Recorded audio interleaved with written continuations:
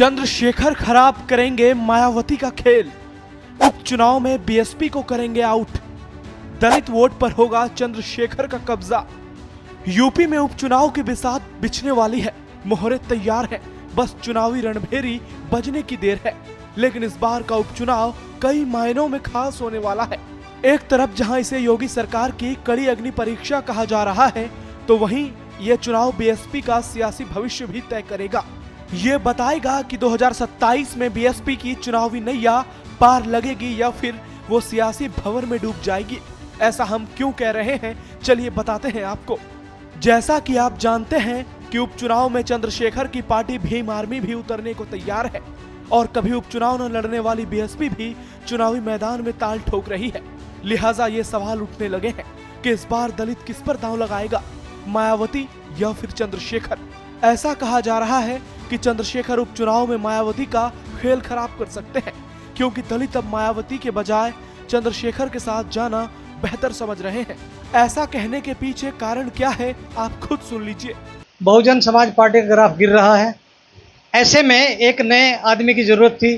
चंद्रशेखर एक नया उभरता सितारा आया है और वो अपने नगीना सीट से संसद में पहुंचा है और उन्होंने हर समाज के जहां भी दलित पर कोई अत्याचार हुए हैं वो हर जगह गए हैं। यही ये समाज दलित समाज चाहता है। बहन जी इस बारे में पिछड़ गई हैं। वो अब संघर्षशील रहे ही नहीं बहुजन समाज पार्टी के अंदर। दूसरी बात है कि दलित ये सोचता है कि दलित हमारा वोट बहन जी ने 2 करोड़ में 10 करोड़ में बेच दिया है, तो हम बहन जी के साथ अब जाना हमारा मुश्किल है, क्योंकि जब हमारा वोट तो बेच दिया बहन जी ने, पैसे बहन जी ने ले लिए, हमें क्या मिल रहा। सुना आपने किस तरह दलित समाज के लोग मायावती के बजाय चंद्रशेखर को वोट देने की बात कर रहे हैं, अपने वोट को बेचे जाने की बात कह रहे हैं। ये कोई पहला मौका नहीं है जब ऐसी बातें कही जा रही है। इससे पहले भी कई बार मायावती पर ऐसे आरोप लगते रहे हैं, लेकिन बावजूद इसके मायावती ने इस पर ध्यान ही नहीं दिया, जिसका नतीजा ये है कि आज बीएसपी हाशिए पर है। इससे इतर नगीना से लोकसभा चुनाव जीतने के बाद चंद्रशेखर दलितों के मसीहा के रूप में उभरे हैं। वे दलितों के हक की बात कर रहे हैं, उनका मुद्दा सड़क से लेकर सदन तक उठाने का ऐलान कर रहे हैं। यही नहीं, चंद्रशेखर मुसलमानों की आवाज भी बन रहे हैं, जिससे मुस्लिम वर्ग में भी अच्छी पैठ बन रही है। और तो और अब तो उन्होंने बीएड डिग्री धारकों की आवाज उठाकर उनको भी अपने पाले में करने की तैयारी कर ली है।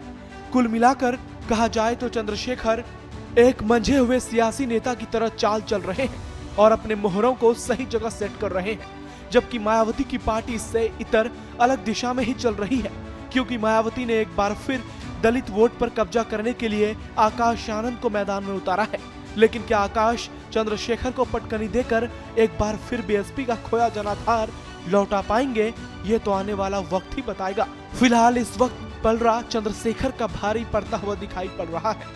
ब्यूरो रिपोर्ट, श्रेष्ठ यूपी। यूपी की हर खबर देखने और उनसे अपडेट रहने के लिए हमारे चैनल श्रेष्ठ यूपी को सब्सक्राइब और लाइक करें। साथ ही बेल आइकन को दबाना ना भूलें, जिससे हमारे हर वीडियो की जानकारी आप तक पहुंचती रहे।